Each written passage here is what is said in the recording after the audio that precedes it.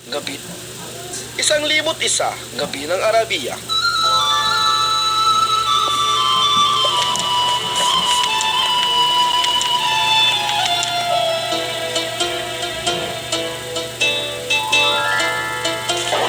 Isang babaeng mangangalakal ang nakipag-isang dibdib sa lalaking mahilig magtibay sa mundo. Malimit siyang iniiwanan ng matagal ng kanyang asawa. Dahil sa katagalan ng di pag-uwi ng lalaki, nakadama siya ng kalungkutan at pagkapagod.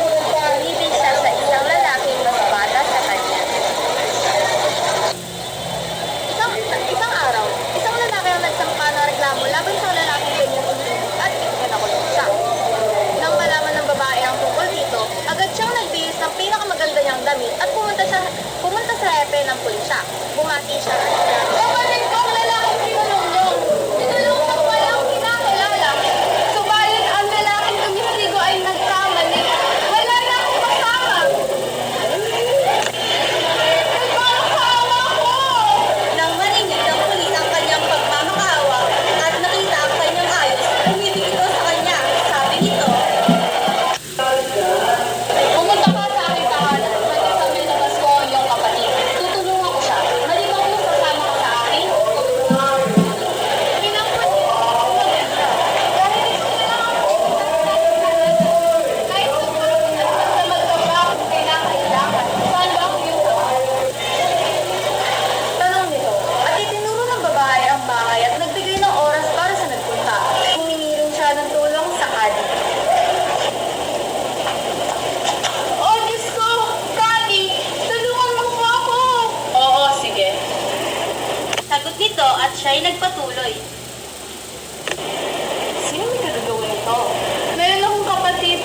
Isa akong kapatid. Pinulong siya ng mga pulis. Ngunit may isang tumistigo sa kanya na lalaki. Pero siya'y nagsisinungaling. Tulungan mo siya! Tulungan mo ako!" Nang sunyapan siya ng kadi, umiibig din ito sa kanya. Pumunta ka sa aking tahanan para makasama ko at sasabihin ko sa mga pulis na palayain ng iyong kapatid.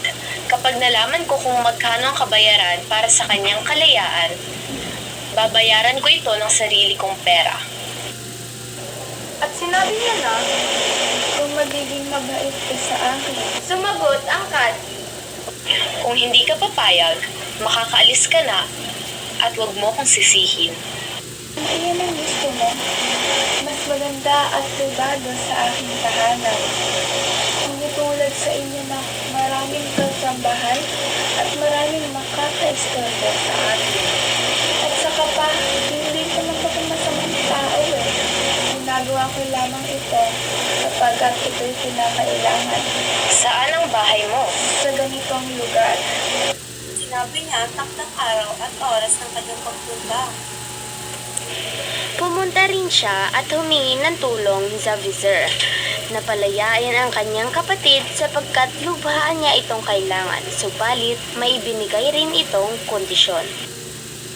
"Payagan mo ako sa nais kong gawin sa iyo at papalayan ko yung kapatid."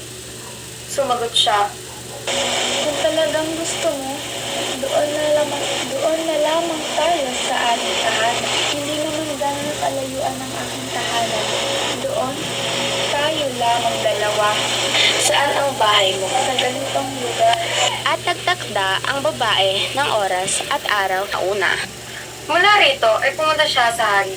Isinalaysay rin niya ang mangyayari at humingi rin siya ng tulong upang mapakawalan ang kanyang sinasabing kapatid. Sino ang nagpakulong sa hepe ng pulisya? Nang marinig ng hari ang nakakahabag na salaysay sa pagkakakulong ng kapatid, bumukal sa puso nito ang awa at pagmamahal.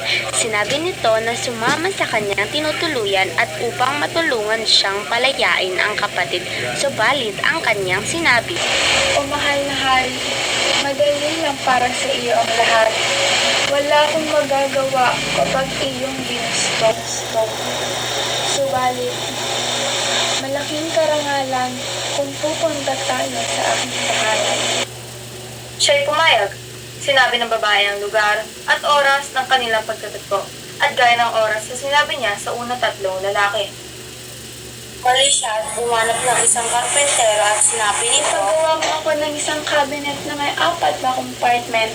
Magkakapatong, may mga pintuan ang bawat isa at may sasarado.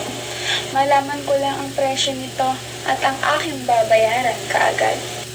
Opo, Tadinorio. Agad. Opo, Tadinorio, ang halaga nito. Subalit, hindi ko na ito pababayaran kung papayagan mo ako sa aking kahilingan. Kung kinakailangan, papayag ako. Subalit gawin mo ng 5 ang compartment ng cabinet na aking pinapagawa sa iyo. Andalhin mo ito sa aking tahanan. Mabuti. Sige, maupo ka na lamang at gagawin ko ngayon din ang iyong cabinet. Pagkatapos na magawa, inutusan niya ang karpintero na dalhin sa bahay ang kabinet. Ipinwesto niya ito sa sala, pagkatapos kumuha ng 4 na damit at may iba pang kulay. Naganda rin siya ng mga kain, karne, inumin, prutas, mga bulaklak, at pabango. Dumating ang araw na ibinigay niya ang lahat ng hiningan niya na tulong. Isinuot niya ang kanyang pinakamamahal na damit, naglagay ng mga adorno sa sarili, nagpabango at nilagyan ng mamahaling carpet at naghintay sa kahit sino ang maunang dumating.